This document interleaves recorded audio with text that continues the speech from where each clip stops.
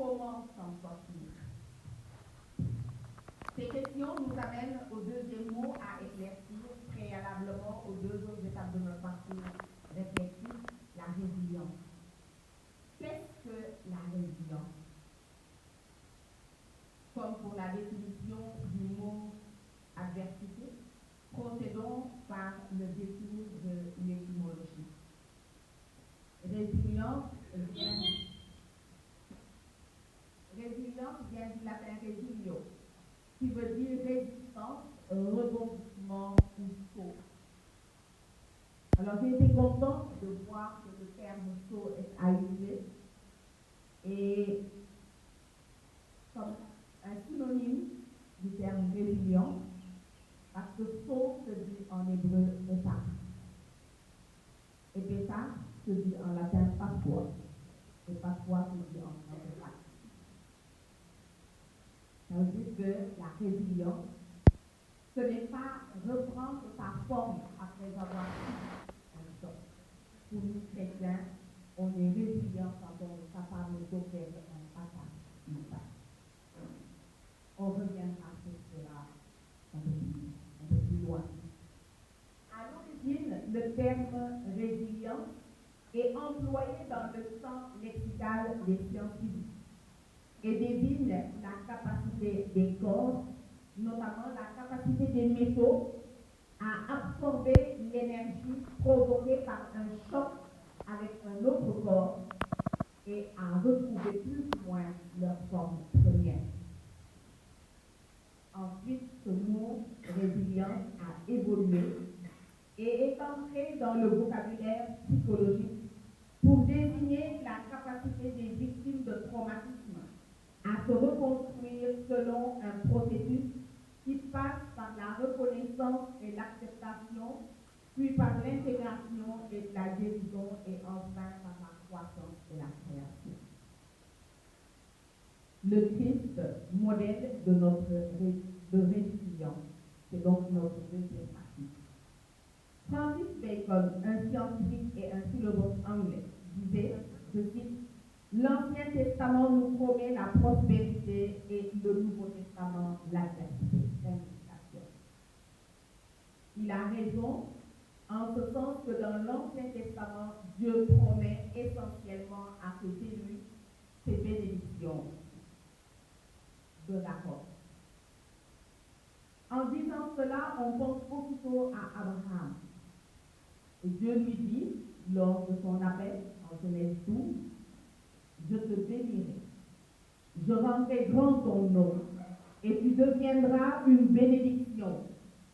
Je bénirai ceux qui te béniront, celui qui te maudira, je le réprouverai. En toi seront bénies toutes les familles de la terre. Genèse chapitre 12, les versets 2 et 3.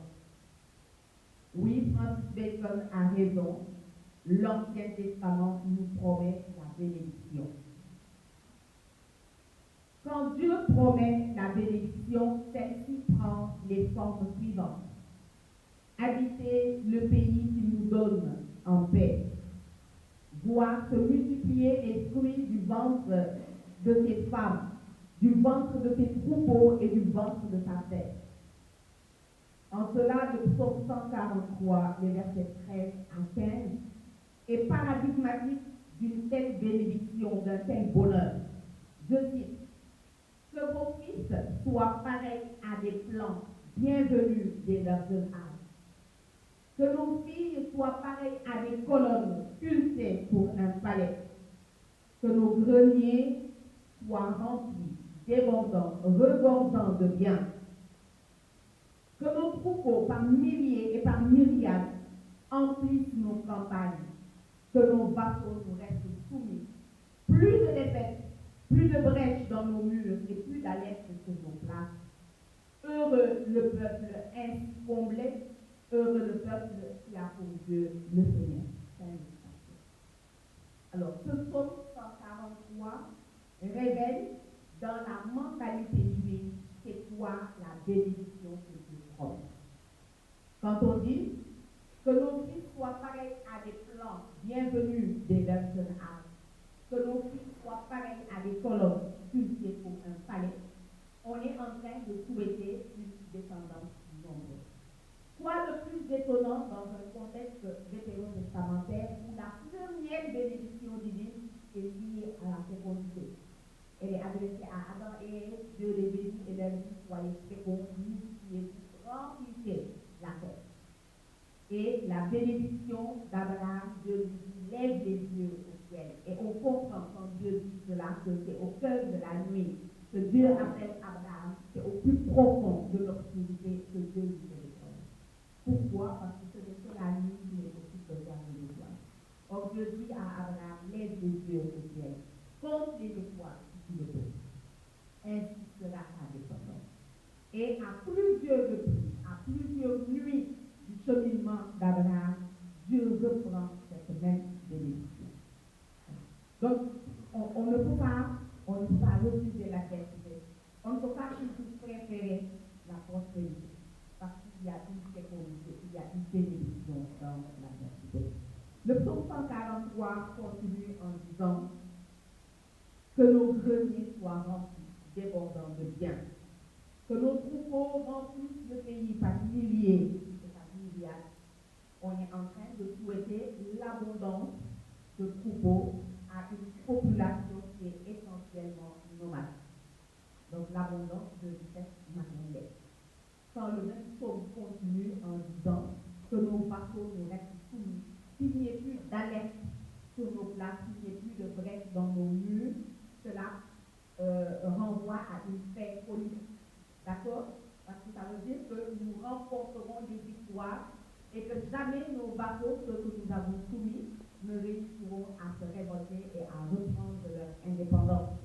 Quand on prie pour que dans nos murs, il n'y ait pas de brèche, en temps de guerre, c'est les populations elles-mêmes, quand elles sont assiégées et qu'elles n'ont pas d'autre recours, qui font des brèches dans les murs pour sortir à la faveur de l'obscurité pour s'échapper. Quand on dit que sur nos places, il n'y a plus d'alerte, ça veut dire que ce sont des guetteurs qui sont postés dans les hauteurs, qui voient venir l'ennemi et qui lancent l'alerte. S'il n'y a plus d'alerte sur nos places, veut dire que nous puissions prospérer durant de longs jours, de longues années, dans la paix. Voilà. Et on finit par un macarisme, par une béatitude. Heureux le peuple ainsi comblé, heureux le peuple qui a pour Dieu le Seigneur. Mais les amis, Francis Bacon a tort. L'Ancien Testament ne promet pas que la bénédiction. L'Ancien Testament regorge d'exemples où le juste est en proie à d'atroces et longues épreuves imméritées. Ce qui est pure remise en cause, voire effet de la théologie de la justice rétributive de Dieu. Quand on parle de théologie de rétribution, en Wolof, on a son pendant dans l'expression Dieu. Ça veut dire tu ne fais qu'hériter de tes œuvres. Si tes œuvres sont bonnes, tu hériteras du bonheur. Et si tes œuvres sont mauvaises, tu hériteras du malheur. Et cette idée qui est ancrée dans l'Ancien Testament, elle a la peau dure. D'accord? Parce qu'on la voit s'exprimer jusque dans le Nouveau Testament et au travers de personnalités aussi éminentes que sont les apôtres même de Jésus. Quand je le dis, on pense tout de suite à l'épisode de la guérison de l'aveugle de naissance. Les apôtres, voyant cet homme aveugle, posent cette question à Jésus: qui a péché pour que cet homme puisse naître aveugle, lui ou ses parents? Cela veut dire que l'épreuve est toujours le produit, la rétribution, le salaire du péché. Et Jésus va briser la théologie de la rétribution quand il va répondre quoi à ses apôtres? Qui a péché? Il répond: ni lui, ni ses parents. Mais c'est pour que la gloire de Dieu soit manifestée. L'épreuve est donc un lieu de manifestation. Si on veut utiliser un mot un peu compliqué, on va dire un lieu d'épithanie. Ça veut dire que Dieu brille, au travers de l'épreuve. Dieu se rencontre dans l'épreuve.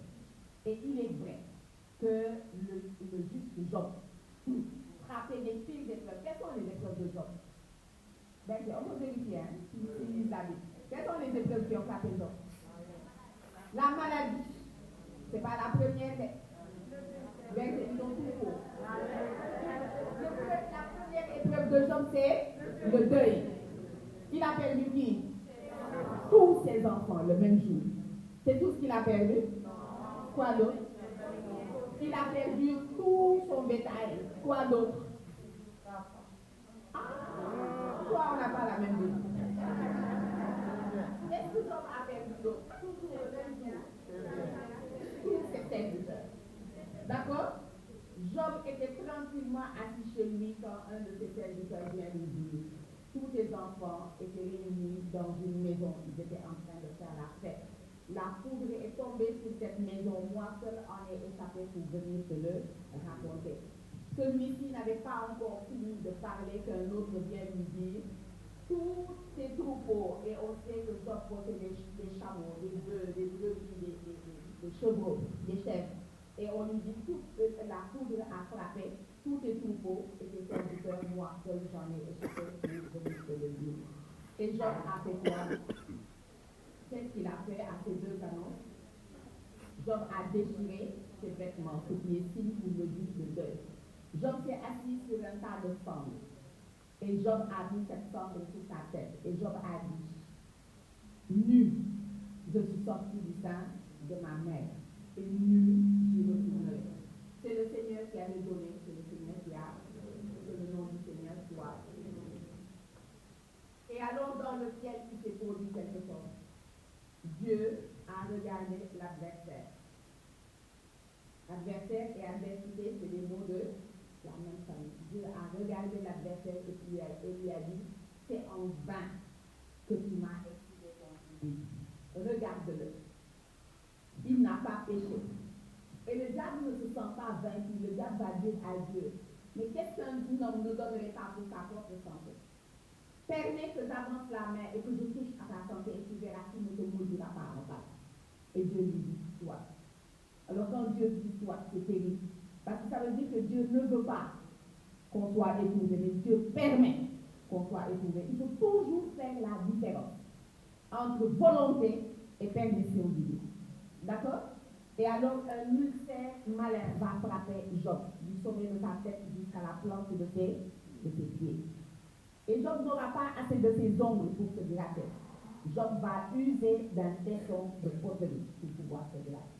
Et Job continuera à dire: c'est le Seigneur qui m'avait donné, c'est le Seigneur qui a repris, que le nom du Seigneur soit béni.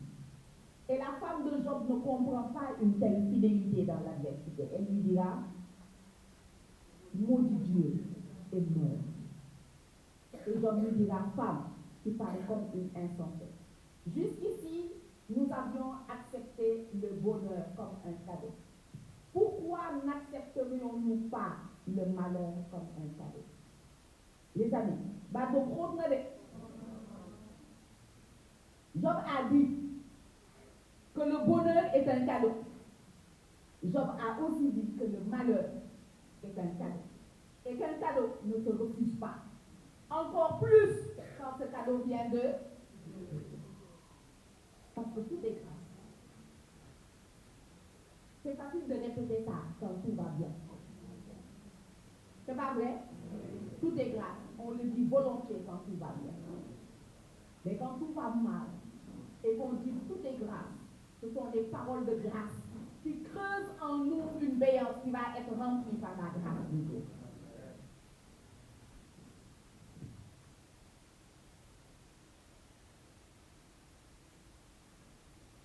Donc avec la figure de Job comme juste souffrant, on peut aussi voir Jérémie, on peut voir Isaïe et tous les prophètes jusqu'à Jean le Baptiste. D'accord? Jérémie, quand on étudie le cycle de Jérémie, on s'autorise même à parler de la passion de Jérémie. Tant ces épreuves ont été longues, tant ces épreuves ont été dures. Jérémie a été taxé de prophète de malheur. Parce que Jérémie annonçait le désastre de la guerre. Jérémie annonçait la destruction du temple. Jérémie annonçait la déportation. Et Jérémie, on l'a tellement torturé qu'il a dit à Dieu: je ne veux plus être ton messager. Isaïe, c'est la même chose. Isaïe avait ses entrées à la cour royale. D'accord? Mais c'était pour dire des vérités que tout le monde n'osait pas entendre. Et on sait comment Isaïe va finir. Isaïe sera scié en deux sur ordre du roi Manassé. Ce n'est pas une fin heureuse. Hein? On sait comment Jean-Baptiste va finir. Comment? Décapité. Sur ordre d'Hérode. Parce que Hérode avait fait la promesse imprudente de donner à Salomé, la fille de Hérodiade, tout ce qu'elle lui demanderait, même si c'était la moitié de son royaume. Et conseillé par Hérodiade, Salomé a réclamé la tête de Jean sur un plateau d'argent.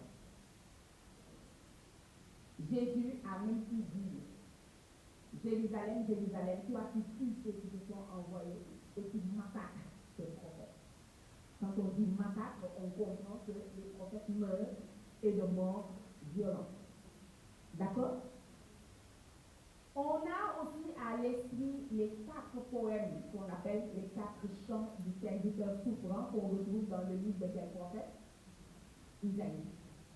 Alors je ne résiste pas à une envie, à une tentation, celle de vous lire en entier le chant, le 4e chant du serviteur souffrant d'Isaïe, tant il me semble que ce texte-là éclaire notre sujet sur la résilience après l'adversité.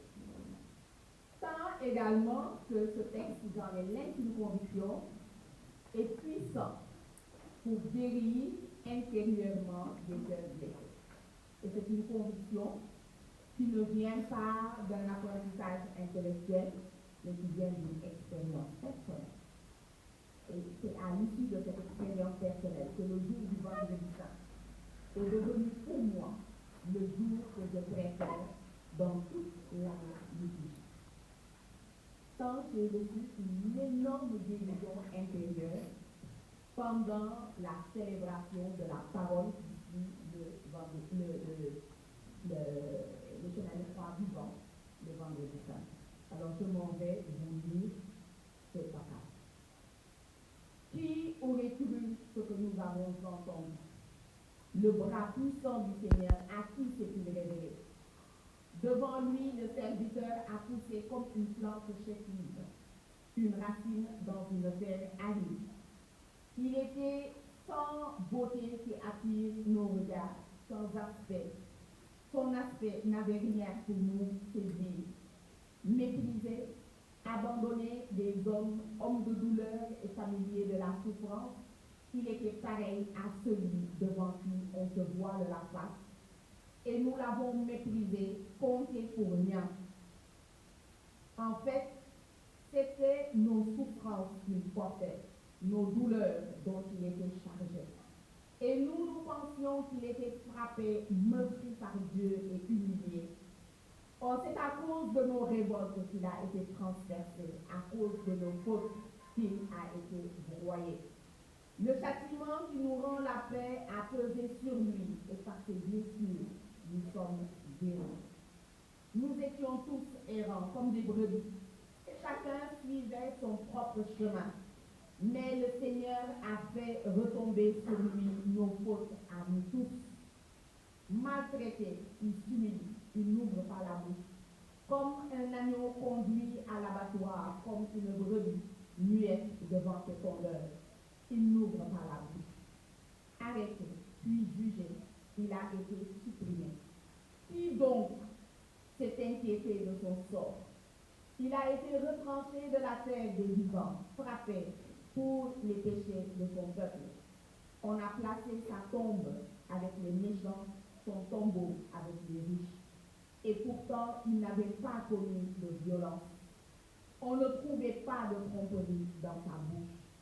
Broyé par la souffrance, il a plu au Seigneur. S'il remet sa vie en sacrifice de réparation, il verra une descendance, il prolongera ses jours. Par lui, ce qui plaît au Seigneur réussira. Par suite de ses tourments, il verra la lumière. La connaissance le comblera.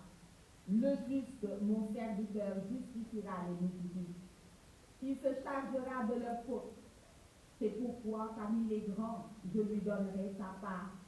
Avec les puissants, il partagera le butin, car il s'est dépouillé lui-même jusqu'à la mort, et il a été compté avec les pécheurs, alors qu'il portait le péché des multitudes et qu'il intercédait pour les pécheurs.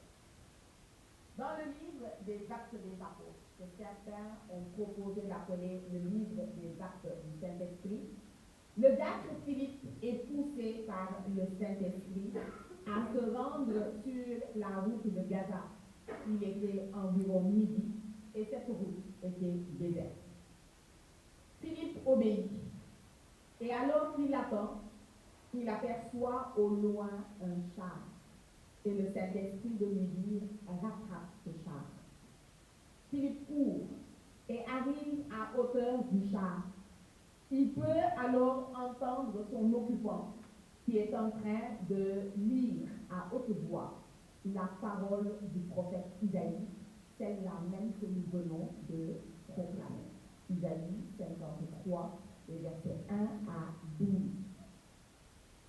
Et Philippe pose la question à l'occupant de ce char. C'était qui l'occupant de ce char? C'était un eunuque. D'accord?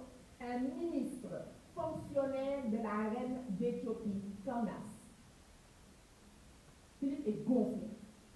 Il s'adresse à un ministre et il lui dit « Comprends-tu ce que tu dis ?» Et l'eunuque de lui répondre « Comment comprendre sans personne pour me guider ?» Et cette réponse de l'eunuque est essentielle en exégèse biblique. Ça veut dire qu'on ne peut pas comprendre les Écritures sans un bon guide. Et tout le monde a besoin d'un guide. Et Philippe monte alors dans le char. Et Philippe fait une exégèse d'Isaïe 53 dans une visée christologique. L'eunuque avait posé la question de qui le prophète parle-t-il, de lui-même ou de quelqu'un d'autre. Philippe a dit lui dire comment est-ce que ce poème parle du prophète Isaïe? Comment est-ce que ce poème parle de tout le peuple juif?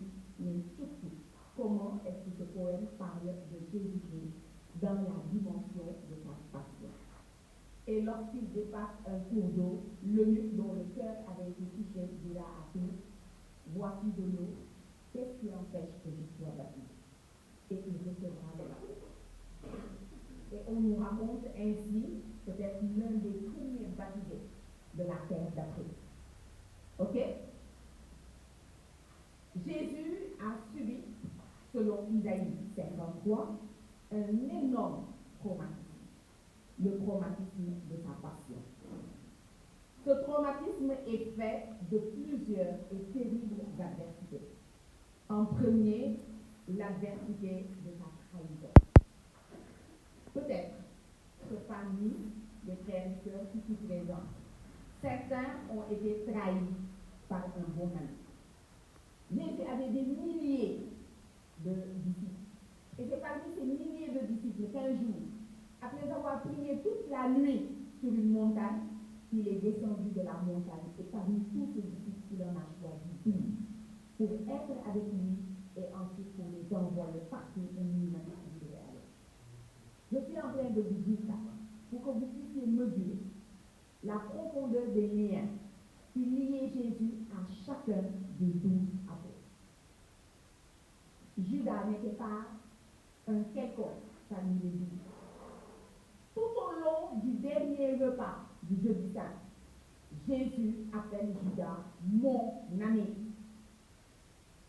Et Judas est assis à quelle place à cette table eucharistique? Dites-moi. Il est assis à ça? Il est assis à la droite du Seigneur. Les amis, quand les faux témoins ont fini d'égrener leur témoignage non concordant sur Jésus, non concordant, donc inutile, puisque Deutéronome dit qu'on ne peut condamner un homme que sur la base de 2 témoignages qui concordent.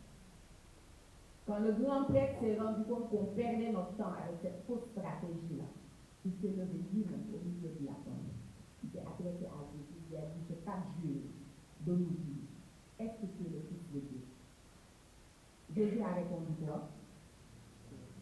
c'est toi-même qui dis que je le suis. Et alors le grand prêtre a déchiré ses vêtements. Il a dit, nous avons tous entendu le blasphème. Qu'en pensez-vous? Et tous les Sanhédrinites ont répondu quoi? Il mérite la mort. Pourquoi? Parce qu'il s'est fait l'égal de Dieu. Comment Jésus s'est fait l'égal de Dieu? Quand Jésus a répondu au grand prêtre, c'est toi-même qui le dis.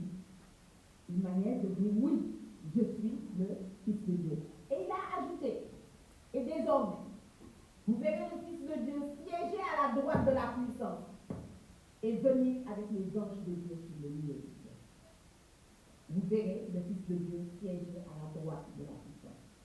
Et les autres ont dit, puisqu'il s'est fait l'égal de Dieu, dans la mentalité juive, s'asseoir à la droite de quelqu'un, c'est être son égal, c'est être son intime. Et Judas, vous l'avez dit, était à la table eucharistique à la droite de Jésus.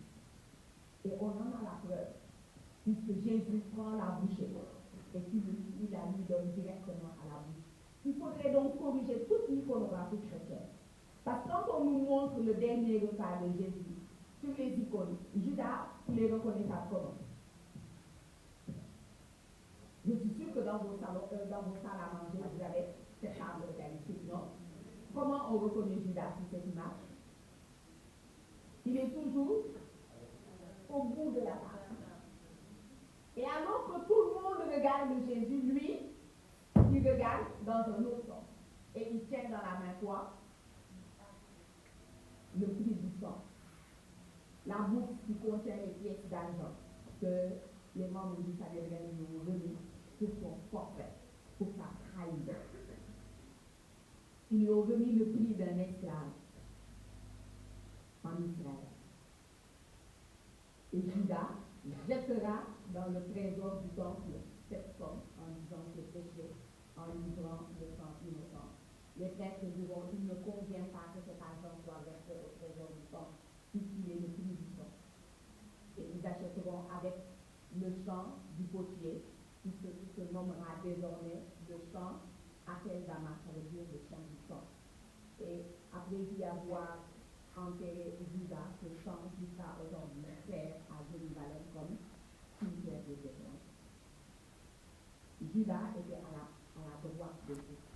Judas était un intime de Jésus. Jésus, dans une grande confiance, avait confié quoi à Judas? Qu'est-ce qu'il lui avait confié dans le livre de Luc? La trésorerie. Voilà. Et quand Jésus lui donne directement à la bouche une bouchée qu'il avait prise dans le plat, il est en train de signifier par ce geste l'amour de préférence qu'il a pour Judas. Et Judas, en acceptant la bouchée, signifie l'amour de préférence qu'en réponse qu'il a pour le Seigneur. Est-ce que cet amour existait encore? Non. Et parce qu'il n'existait pas encore, le geste de Judas était plus utilisé. C'est tout cela que Jean va nous dire. Quand il lui prit la bouchée, Satan rentra en lui. D'accord? Donc Jésus a connu l'adversité de la trahison. Jésus a connu l'adversité du procès devant le Sanhédrin. Et là, douloureusement, il a écouté des gens porter sur lui de faux témoignages. Jésus a connu l'adversité de la prison la nuit du jeudi saint. Jésus a connu l'adversité du procès devant Pilate le vendredi. Jésus a connu l'adversité des maltraitances infligées par les soldats de Pilate. Je veux parler de la flagellation, du couronnement d'épines et du portement de la croix. Jésus a connu le dépouillement de ses vêtements. Il n'y a pas d'adversité plus grande que ça. Vous allez me dire, c'est quoi le dépouillement des vêtements de Jésus face au portement de la croix? Eh bien, pour le juif, il n'y a pas de supplice plus grand que d'être dénudé et d'être offert au regard. Et c'est pour cela que dans le psaume 21, que Jésus prie sur la croix, puisqu'il dit, mon Dieu, pourquoi m'as-tu abandonné? Quand on continue ce psaume-là, il est dit, tous me regardent. Et moi, je suis comme un frère. C'est pour dire sa nudité. D'accord? Donc c'était un supplice, c'était vraiment une adversité que d'être offert ainsi au regard de la foule. Jésus a connu l'adversité de la ligature et du clouement à la croix. Il a connu l'adversité d'être exposé par Dieu comme un instrument de propitiation. Jésus a connu les moqueries et la tentation ultime descendre de la croix, et nous croyons en toi. Jésus a enfin connu l'adversité de la mort et de la descente au séjour de mort. Ces différents traumatismes ne concernent pas que Jésus. Elles ont également blessé profondément la communauté de ses apôtres et de ses disciples. Ceux-ci en étaient anéantis dans leur foi comme dans leur espérance. Et si nous voulons avoir une idée de l'ampleur de cet anéantissement, il faut réécouter les paroles de Cléopas sur la route qu'il menait avec son compagnon vers Emmaüs, route sur laquelle Jésus nous avait rejoints. Nous espérions que c'est lui qui allait délivrer Israël. Mais voilà 3 jours que ces événements se composent. Les disciples de Jésus ont été broyés dans leur intelligence des Écritures, spécialement les Écritures qui annonçaient la venue du Messie. Parce que ces Écritures-là étaient empreintes de gloire, en souvenir du royaume davidique. Et nous savons que ces Écritures se continuent jusque dans le Nouveau Testament, quand l'ange Gabriel dit à la Vierge Marie, le Seigneur Dieu lui donnera le trône de David, son père, qu'il régnera pour toujours sur la maison d'Israël, et son règne n'aura pas de fin. Où est ce règne? Où est le trône de David sur lequel le Christ devrait s'asseoir? Au contraire, il a choisi, il a accepté d'être un Messie crucifié. Messie crucifié qui est comme un scandale pour les Juifs et folie pour les Grecs. Le scandale, en grec scandalion, c'est cette petite pierre qui est dans ta chaussure qui te fait mal et qui t'empêche de progresser. Et sur le chemin du christianisme, sur le chemin de la sécurité, la Christie, sur le chemin des disciples de Jésus, la croix empêche les Juifs de continuer à marcher. Un jour, j'ai discuté avec un rabbin juif et on parlait de la théologie de l'accomplissement des Écritures dans la vie, dans le Nouveau Testament. Voilà. Et quand je lui ai posé, on a discuté d'une question, j'ai voulu savoir quelque chose et il s'arrête net, il me dit ça, je ne te l'explique pas. Je lui dis pourquoi. Il me dit parce que vous, catholiques, on ne peut pas tout vous dire de la compréhension que nous avons de l'Ancien Testament. Je lui dis, et pourquoi pas? Il me dit parce que si nous vous expliquons tout ce que nous savons du Nouveau Testament, vous nous dépassez en exégèse biblique. Parce que nous n'avons que les promesses, les accomplissements que Jésus les avait. Je dis, pardon, tu crois, toi, que nous avons les accomplissements, donc tu n'es plus juif. Toi, tu crois en Jésus, Messie d'Israël, il me fait. Allez comprendre ce que ça signifie. Ça signifie que oui, il croit, mais il ne veut pas le dire pour ne pas scandaliser ce frère. Et je lui fais, tu attends quoi pour le saut du baptême? Il me dit, tu ne comprends pas. Comme Paul a raison quand il parle du scandale de la croix. Un Messie crucifié. Pour nous, qui avons le Deutéronome dans lequel il est dit, maudit quiconque est suspendu au bois, tu descendras son corps de la croix avant le soir et tu lui donneras une sépulture pour ne pas tuer ton pays, parce que le pendu au bois est une malédiction de Dieu. Vous comprenez? Vous n'allez plus, j'espère, vous n'allez plus porter de la même manière la croix de Jésus au cou. Parce que vous comprenez que c'est un engin à la fois d'humiliation et de mort que vous êtes en train ainsi de glorifier. Et que ce n'est pas du tout évident. Si vous pouviez, à chaque fois que vous portez la croix, à chaque fois que vous baisez la croix de votre chapelet, avoir une pensée pour ceux qui ont été connus à appeler et qui risquent d'être les derniers à rentrer dans l'alliance nouvelle et éternelle. Comme Paul dit, chaque fois que je pense à mon peuple, je voudrais être maudit pour que eux tous soient sauvés. Paul dit, quand le juif lit les Écritures, sous ses yeux, il y a un bandeau. Et ce bandeau, il n'a que le Christ qui est capable de le lire. Nous proclamons donc un Messie qui est crucifié. Scandale pour les Juifs et folie pour les païens. Mais pour tous ceux qui se posent, ce Messie-là, il est sagesse de Dieu et il est puissance de Dieu. Au matin du 3e jour, la nouvelle la plus incroyable de toute l'histoire de l'humanité sera annoncé aux femmes miroirs par 2 anges vêtus de blanc. Ils diront, il n'est pas ici. Il est ressuscité. Il vous attend en Galilée. Pourquoi en Galilée? Parce que c'est en Galilée que tout avait commencé. C'est en Galilée, autour du lac de Tibériade, que Jésus avait appelé Pierre et Jean, qu'il avait appelé André et qu'il avait appelé Jacques. Et c'est aussi en Galilée qu'avant de monter au ciel, il leur donnera le mandat missionnaire pour aller proclamer l'évangile de la résurrection après la mort et pour faire de toute la création des disciples. Les apparitions du ressuscité auront lieu tous les dimanches de la Sainte Quarantaine, qui va de Pâques à l'Ascension. Et Jean le dit 8 jours après, parce que le 8e jour est aussi le premier de la semaine, c'est le jour du Seigneur, c'est le dimanche. Ces apparitions sont pour soutenir la compréhension des apôtres, pour déchiffrer ce qui s'est passé et ce qui se passera encore. Et on se souvient de ce travail magnifique que tout au long des 6 kilomètres qui séparent Jérusalem d'Emmaüs, Jésus va faire pour ses 2 disciples.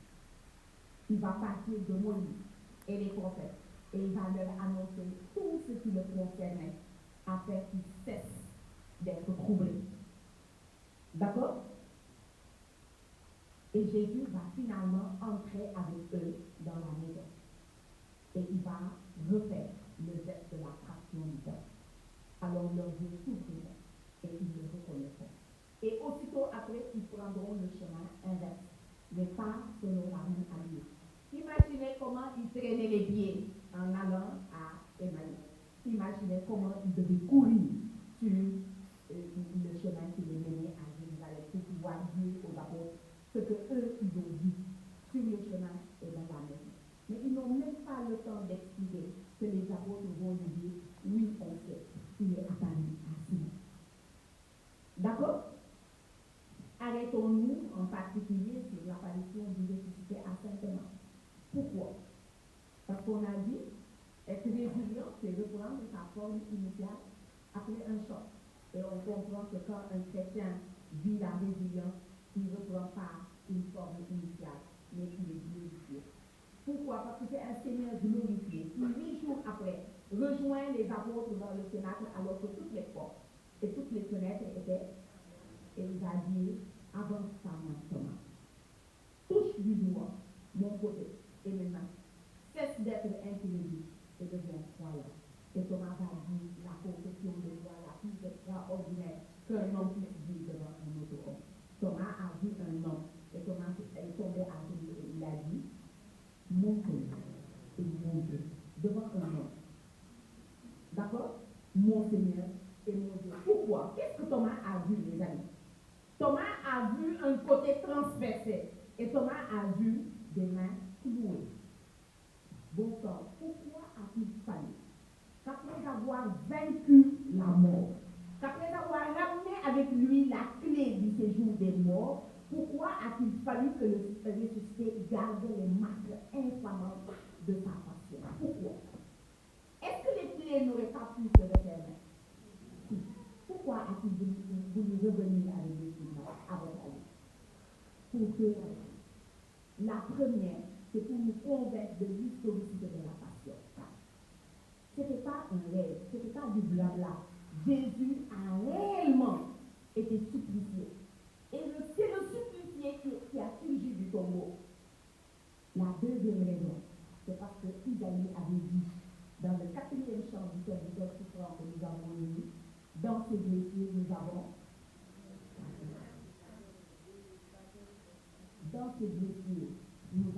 la guérison.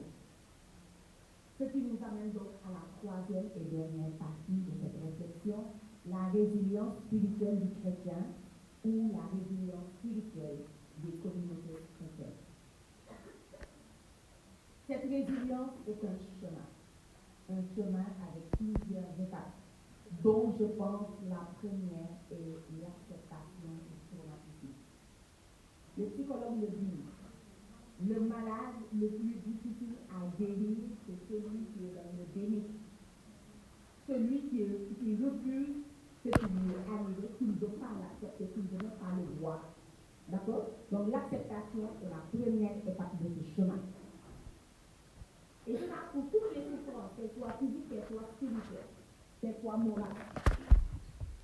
Et en disant cela, j'ai devant les yeux Pierre et Jean qui ont reçu les 39 coups de fouet de la part du Sanhédrin après la dérision de l'insigne de la belle force. D'accord? Dans le livre des Actes des Apôtres. Un infirme était amené là tous les matins. Il est juif, il est homme, mais il ne peut pas accéder à la cour d'Israël dans le temple de Jérusalem.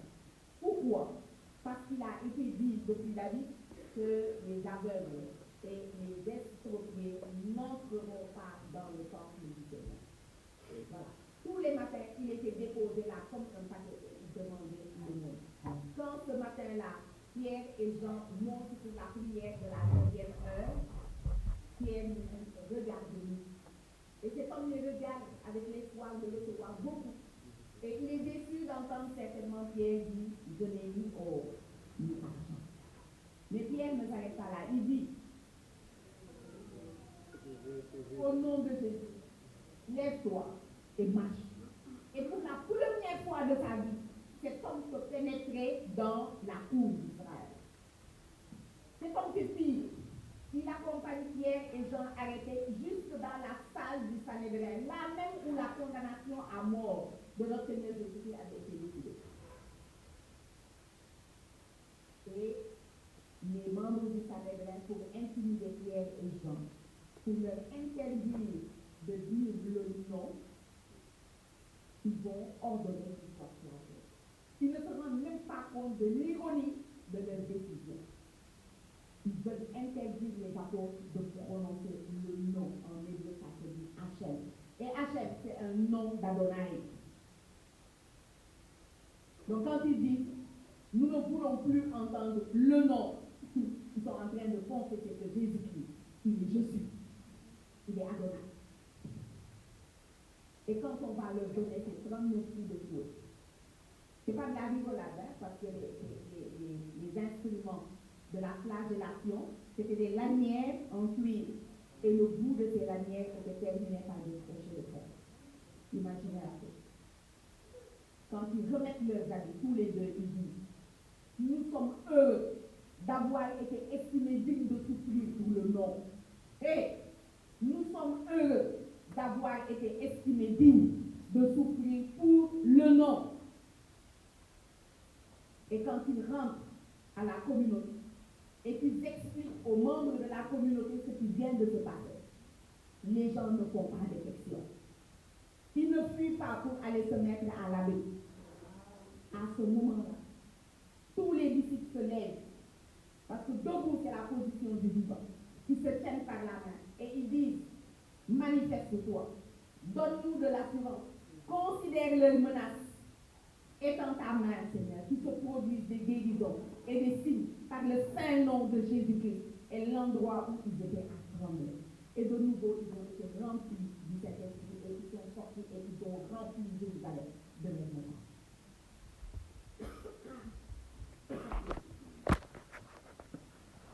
D'accord? Cela ne veut pas dire que les apôtres sont des sadomasochistes.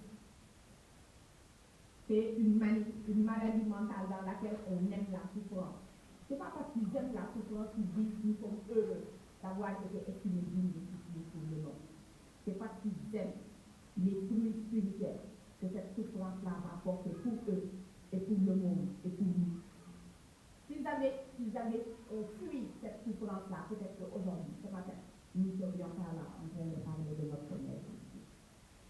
D'accord? Voilà. Donc, ce n'est pas qu'on aime les épreuves. L'épreuve en elle-même est facile, elle n'a pas de sens.